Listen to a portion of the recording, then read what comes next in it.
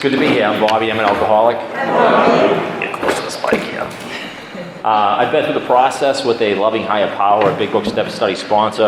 I've made a bunch of direct amends, and I have a bunch more to make, and I try and live in the principles of all the last 3 steps and all the steps every day in my life to the best of my willingness. Thank you again for asking me. I love coming out to new meetings and meeting new people. I'm a member of the Marlboro Big Book Step Study meeting on Wednesday nights. It's nice to see some familiar faces that have been at that meeting and familiar faces that I've met at other meetings, and a lot of new faces. The third step, the decision, right? The big decision. Let me tell you a little bit about how I got to the decision and what my spirituality and religion looked like before I met a Big Book Step Study sponsor and went through this work. It talks about 100 forms of fear in here. And going through this work, I've learned about my character defects and a lot of other things, but the character defects, the feelings of fear, the feelings of inadequacy, the feelings of feeling less than, my life not being perfect, all that I felt way before I picked up drugs and alcohol. I can remember as a kid being afraid all the time. I grew up in South Boston with a crazy family. It's similar to everybody else probably in this room, right? And all the stuff that comes along with that. But I was given every opportunity to succeed. My mother put me in good schools, like I went to BC High, like I had all the opportunities to succeed, but I just couldn't. I felt like this is before drugs and alcohol, everybody else had this book of life and this knowledge that I just didn't have. And I never felt comfortable in my own skin, ever. And this is before drugs and alcohol. Somebody said this at a meeting, and it hit me right in the forehead. I didn't pick up my first drink in kindergarten, but I sure could have used one. And that's the truth, right? That's the truth. That's how I felt, right? That's how I felt. So I never had a shot. I never had a shot. And we learn about this in the second step before this, about there's going to be a point in an alcoholic's life where he crosses a line that he can never go back. And I used to battle all the time of when I crossed that line, right?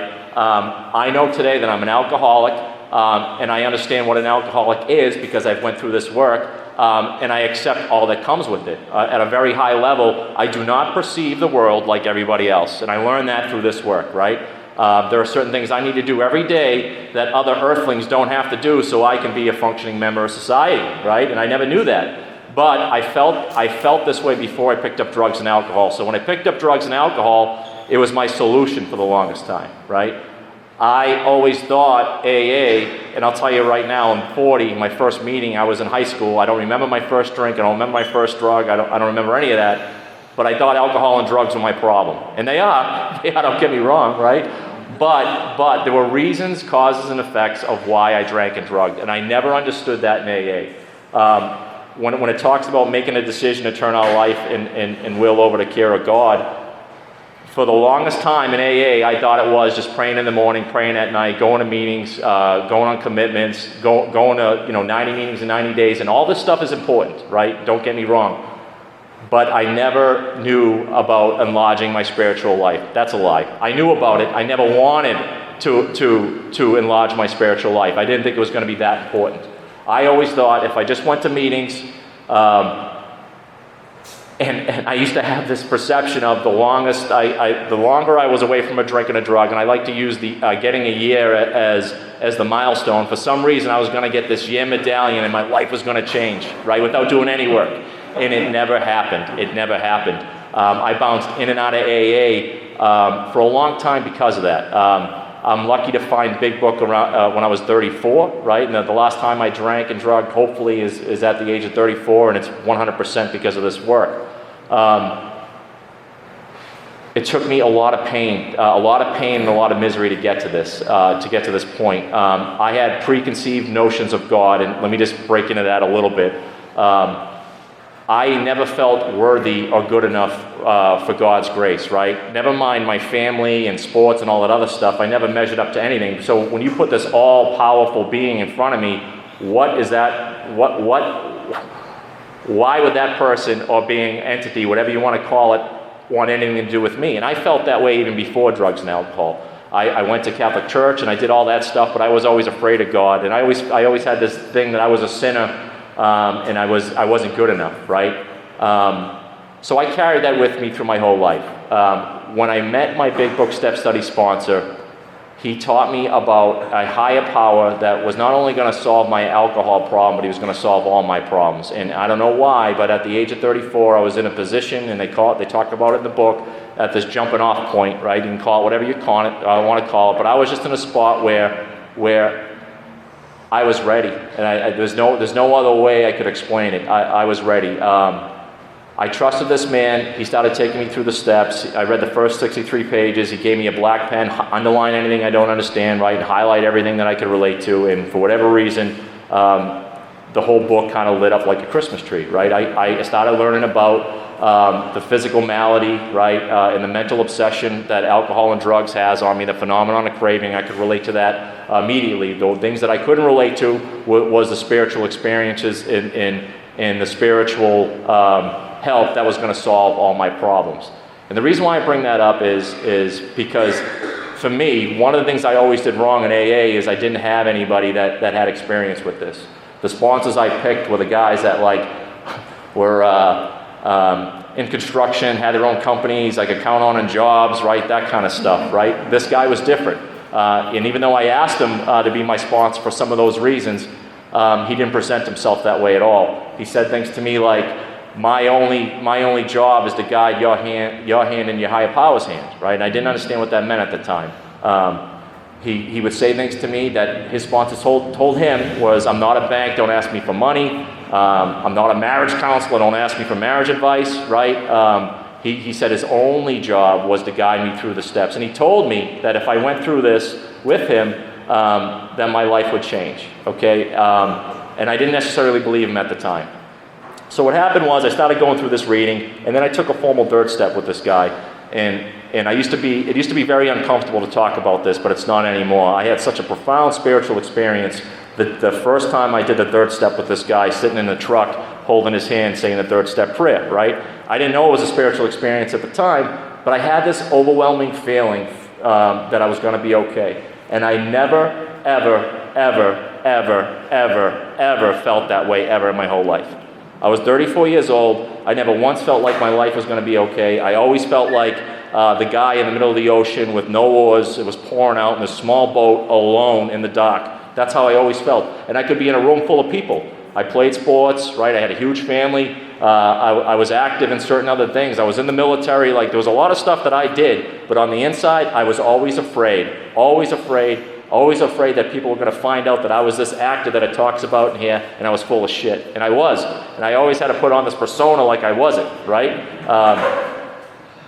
I took a third step, and then what happened was I continued. The other thing that I was really good at was telling people that I was an alcoholic. I could admit that I was an alcoholic, but I didn't understand what that meant, right? Again, I always thought being an alcoholic meant just I had a problem with alcohol and booze, right? And I do. I'm not saying I don't. I do. But there's more to it than that. I always would take the first step, and that was as far as I took it. That was as far as I took it. And I didn't know I was doing it wrong, right? Like I said, my perception of spirituality was just praying in the morning, telling God what I wanted him to do, and then at night thanking him for whatever, right? And it was just this routine thing. I didn't understand that I was doing it wrong, right? So having a Big Book Step Study sponsor for me was somebody who could teach me how to make this connection, because I didn't know how to make this connection. And I thought I did. The other thing I thought in AA was, when you said you were okay, you felt the way I felt, meaning you were suicidal, full of anxiety, wanted to drink every day. So every time people would say, hey, everything's going great, I'm like, yeah, me too, right? But I thought that's what being sober was supposed to feel like, right? Because that's what I felt like before I picked up drugs and alcohol. So that's what I felt like after I put drugs and alcohol down, right? So when people would say to me, how you doing? And I said, okay, I thought everybody felt the way I was, ready to put a gun in the mouth and pull the trigger, right? That's how I felt. And this is 2 years sober, right? I was 2 years in AA, right? Sober. And I wanted to drink every day, never told anybody. I wanted to kill myself. I was full of anxiety. I was screaming at my kids, saying things to my wife I shouldn't say, ripping the kitchen cabinets off my walls, right? And you might think that that's baloney, but it's not. That's where I was, right? I was so twisted. And then I met this guy, and we started doing this work. And I could tell you that my life has forever changed. I am no longer that absolutely Well, no, I am, but I have to arrest it every day. But I don't feel suicidal, full of anxiety. I don't want to drink. The craving is gone. And I say that with confidence. And if it wasn't, I wouldn't be in here anymore, right? Because I would rather be drunk, high, or dead than feel sober without this work. Because I know what sober without this work feels like. For me, it doesn't feel good. It doesn't feel good. And I know a ton of people in AA that haven't done this work that are doing just fine. For me, I couldn't do it. I needed the steps. I need a group. I need all of it, not just some of it. And that was one of the things that I had to learn the hard way here. The first time I made my formal third step, I'm not going to come out and say that I believed this. I didn't believe it all, right? But there was a glimmer of hope, right? There was a glimmer of hope that maybe this isn't baloney. And then what happened was, the more work I put into it afterwards, the fourth, the fifth, and so on, the more I came to believe, and the more making a decision every day becomes more, I don't know if easy is the right word, more routine. And the simplest way I could put it is, I have a routine every morning, especially during the week, right? I get up usually around the same time, I shower, even in the shower, right? I wash my hair, my face, and my body in that order. I get out, I brush my teeth, I eat breakfast, and then I go to work. There's an added step there now, right? Where I make a decision to turn my life over to the care of God, right? Because I'm an alcoholic. And like I said earlier, the reason why I do that is I know what alcoholism means, because I learned it in here, right? I have a spiritual, mental, and physical malady. I am not like the rest of the people in the world, right? I'm just not. And I accept that. So there are certain things I need to do that maybe not everybody else needs to do. And I make sure I do it every day. And there's a lot more that goes into it, right? But I would tell you is that feeling, that spiritual experience that I talked about at the beginning of this, of doing a formal third step, I feel that most of the time when I pray in the morning now. Most of the time, I feel the exact same way I felt when I was holding this guy's hand in the truck. I'm a human being. It says it in here. I'm not going to be perfect, and every day is not going to be great. It's not. It says it in here. It's not supposed to. Life on life's terms, right? I'm not perfect. The world's not perfect, and that's what it is. But I would tell you that most of the time, I'm not suicidal, I'm not full of anxiety, right? And most of the time I feel like I'm on the beam and I'm a practicing member of society. And it's because of this work. And I'll give you another example.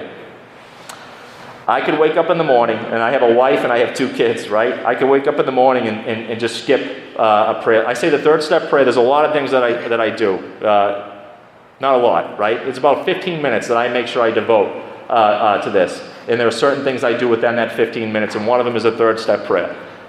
If I cut that short, and I don't do it the way I'm supposed to do it, right?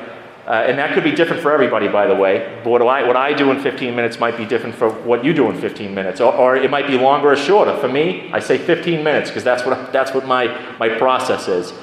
I get up in the morning, I skip that.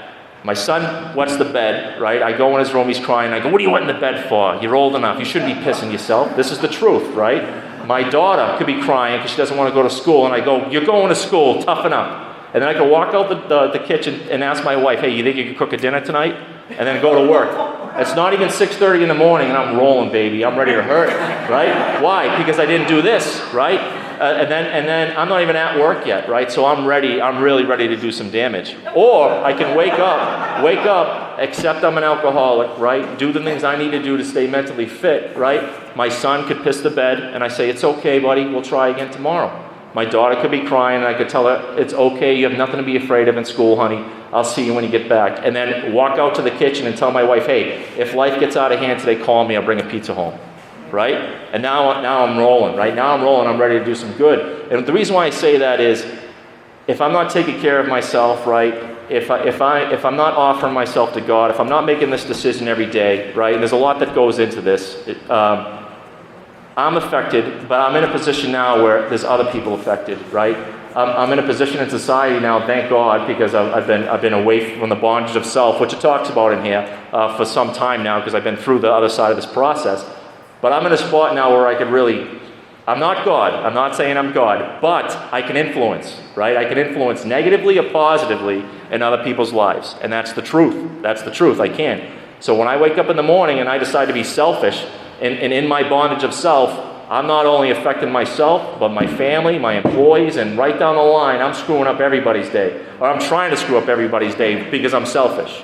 If I wake up and I decide not to be selfish, accept my alcoholism, and do what I need to do, there's a ripple effect to that, right? Not only for me, but the people around me, right? My family, my job, my employees, and so on and so forth, they're positively affected by that. I could go on and on about all the good things that AA and Big Book has done for me, because it's completely changed my life. I used to be this scared, fearful, drug-rattled, alcoholic person you wouldn't even trust in your house alone, to where I am now, and it's only because I've been put in a spot where I could be of maximum service because of this work. This is not something that I had to do once. It's something I have to do every day. The third step, I have to make a decision to turn my life over to the care of God every single day. I can't do it yesterday and decide not to do today, because if I do, rewind to that story I told you 3 minutes ago. That's how my life goes. Now, there are times where I have bad days just like everybody else. And I'll be honest with you, there's times where I have bad weeks. Where I'm like, you know what, this week I'm gonna screw up as much as I can, right? Not purposely, but mentally, right? That's how quickly I could fall off. And alcohol and drugs are there, but they're at the end. There's gonna be a lot of damage I'm gonna do to myself and other people before I get to that point. And that's the truth. So, if you're new, or you're checking out this program, or you're checking out Big Book, it completely changed my life. It completely changed my life. I was sober for a long period of time, and I was, like I said, I was suicidal, full of anxiety, wanted to drink every day, and I never told anybody. And since I went through this work, I don't feel that way anymore. I never felt comfortable in my own skin, ever, until I've done this work. So, again, if you're new and you're checking this out, I would recommend getting a Big Book Step Study, sponsoring, and starting this work, because it completely changed my life. And it's not baloney. If it could change my life, I promise you, because I'm an idiot. If it could change my life, it could change yours too. And that's it. Thank you.